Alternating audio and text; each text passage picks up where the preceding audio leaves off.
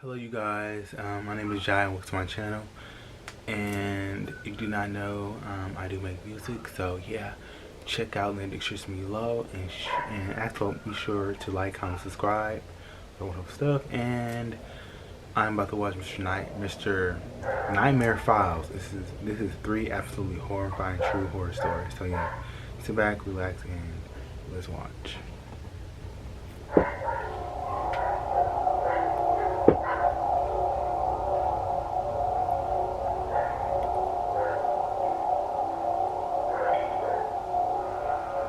Story number one.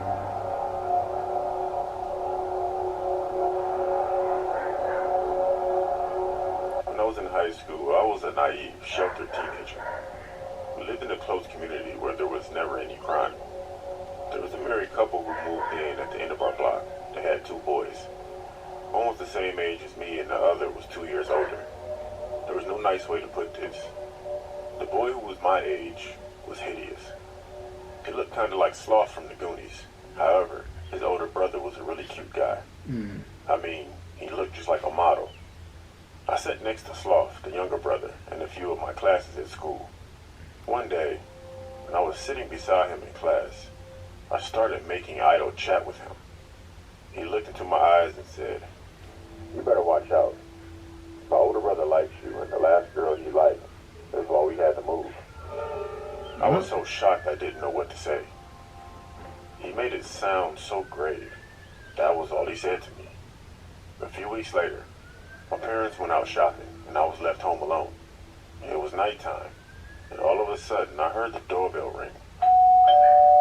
When I answered the door, there was nobody there. Then I noticed a small envelope with my name on it sitting on the doormat, so I opened it.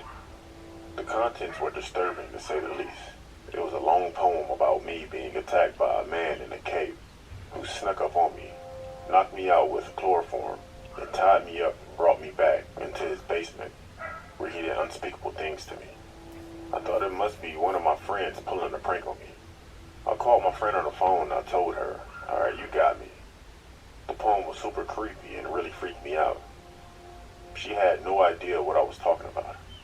All of a sudden, while I was on the phone with her, I heard something banging against the back door of the house. It was soft at first, but it got louder and louder and kept going on and on. Then the banging suddenly stopped and everything was silent.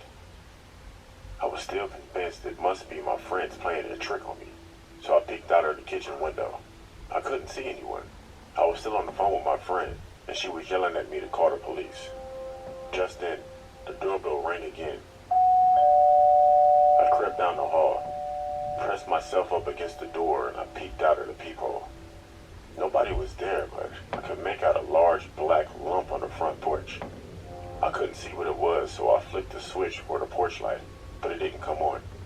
At this point, I was so scared, I was about to have a heart attack.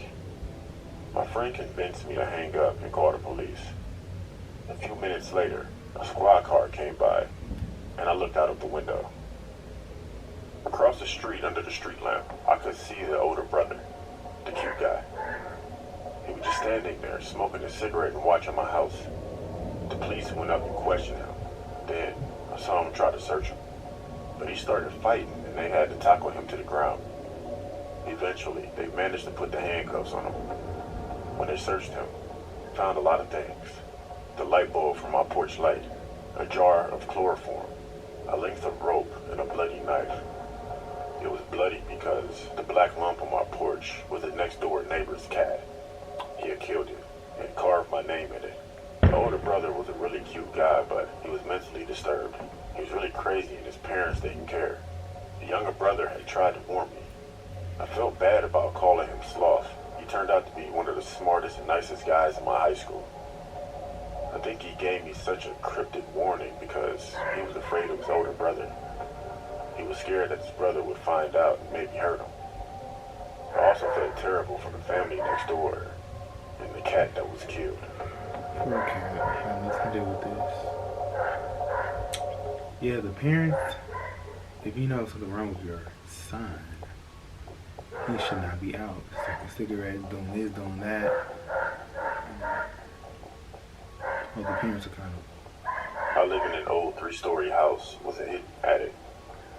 The attic room always had a creepy vibe. The only way to get into the attic was through a hidden panel in the ceiling. You had to push it, and a set of retractable stairs would come down. One day, my sister came to visit, and she brought my nephew with her. He was 5 years old, and it was the first time he had been in the house. There was a group of us in the house. We had dinner, and afterward, we stayed in the kitchen talking. Then we suddenly realized that my nephew was nowhere to be seen. We started calling out his name and searching for him. 9 people were running around the house, shouting his name, and just running around looking for him. I checked the street outside, the garage, then downstairs, then upstairs. There was no trace of him. It was as if he had disappeared. We were about to call the police, and I was standing in the upstairs hallway. Just then, the panel in the ceiling above me opened, and I saw my little nephew. He had a blank look on his face and no emotion in his eyes. I pulled the retractable stairs down and brought him down. I asked him how he got there, and I also asked why he didn't answer when I was calling him. The nephew looked me straight in the eye and said, "I was just playing with Andy up there." He showed me the stairs and told me to be quiet because we were playing hide and seek.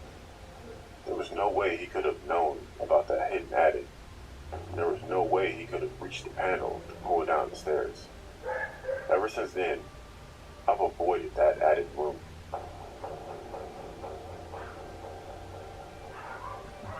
Oh, that was it? Imaginary friend? A ghost.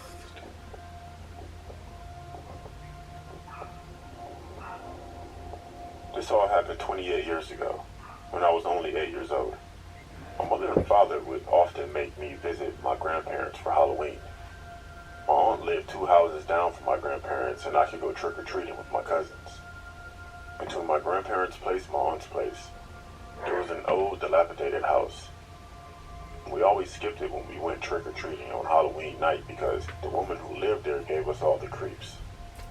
She was a very big woman, over 6 feet tall, and she wore chains around her neck and heavy work boots. There was obviously something very wrong with her. Whenever we went back and forth between my aunt's place and my grandparents' place, we always had to run past the woman's house because she was always standing at her windows, watching us. It was so creepy that we never dared to run past her house alone. Sometimes the big woman would be outside her house, watering the garden or scrubbing the windows. When we ran past, she would shout out and yell at us and call us all kinds of names. She would tell us that the devil was coming for us. We told the adults about her, but they just told us to leave her alone and keep out of her way. So one Halloween, we were going trick-or-treating. My older cousin dared us to go to the big woman's house and knock on her door. I remember being so scared, but I didn't want to look like a coward, so I agreed. Sure. Dressed in our Halloween costumes, we walked up her driveway and rang the doorbell. Suddenly, there was a lot of banging and slamming noises coming from her house. We were frightened, and I was about to run away when the door creaked open. The big woman was standing there in the dim light, and she was holding something in her hands. When we saw what it was, we all fled and ran screaming down a driveway. It was a severed head. When we got home, Fake. we were all shaking and out of breath. Some of the younger kids were crying. The adults asked us what was wrong, and we told them what we had seen. They just laughed. My grandfather said it was just a Halloween prop. My grandmother told us we shouldn't be bothering the woman, and it served us right that we had gotten such a scare. Exactly. After we all calmed down, we went out again and continued our trick-or-treating. However, we kept away from the big woman's house. About a month later, my mother got a phone call from my grandparents. They said the big woman who lived next door had tried to murder.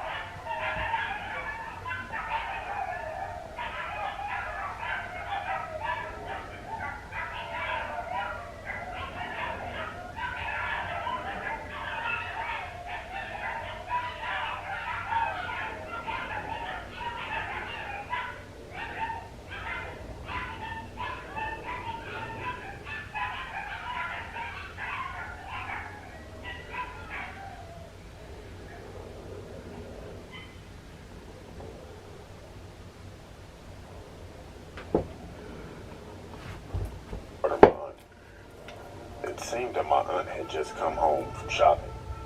She was carrying her groceries in one arm, and she had my baby cousin in her other arm. Just as she got to her front door, the big woman appeared behind her. She had a rope saw, and she put it around my aunt's neck and tried to saw off her head.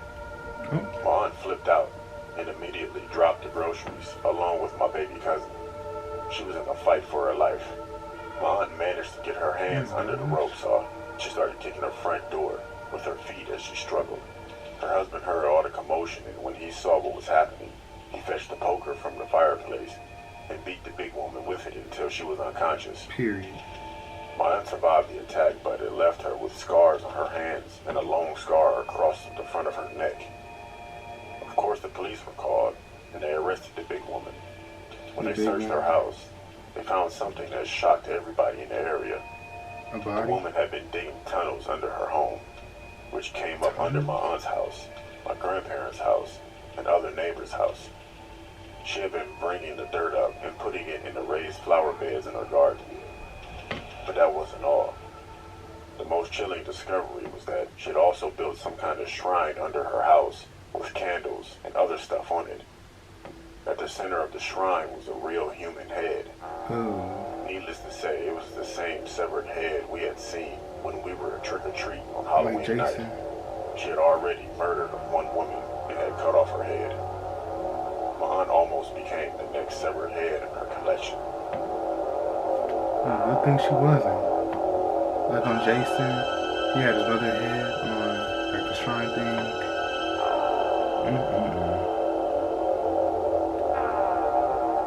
Talking about a true Halloween story.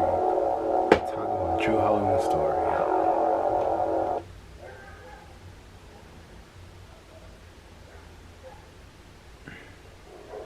Yeah, most of these videos were creepy, but the last one was definitely more creepier. The second one, little child got lost, maybe imaginary friend, maybe like a ghost or something. And the first one, just a creepy, unmentally stable guy being a stalker. And the third one, top notch, a real creepy lady who does scary things. So yeah. And you guys tuned into this video. Have the most awesome positive day. Stay grateful, stay blessed. Until next time, you guys.